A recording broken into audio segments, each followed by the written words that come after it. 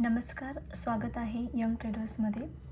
7 April 2025 म्हणजे Nifty आणि Sensex यांची 5% अधिक घसरण बघू शकताय.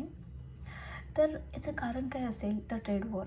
आता ट्रेड वॉर म्हणजेच काय की एक कंट्री दुसऱ्या कंट्रीवर टॅरिफ लावते, कर आकारते, याच्या अगेन्स्ट दुसरी कंट्री पहिल्या कंट्रीवर.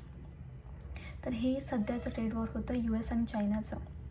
तर USने सर्वप्रथम 34% कर हा चायनावर लादलेला आहे आणि या अगेन्स्ट चायनाचा जो आधीचा कर होता त्याच्या अगेन्स्ट चायनाने 34% ॲडिशनल कर आकारला आहे आणि असं हे ट्रेड वॉरला सुरुवात झाली आहे. आता बघायला गेलं तर अमेरिका हा जगातील सर्वात मोठा इम्पोर्टिंग कंट्री आहे, तसंच चायना हा मोठा एक्सपोर्टिंग कंट्री. आता चायना बघितलं तर जे इलेक्ट्रॉनिक वस्तू असतात तर ते खूप स्वस्तरित्या आपण बघायला मिळतं चायना.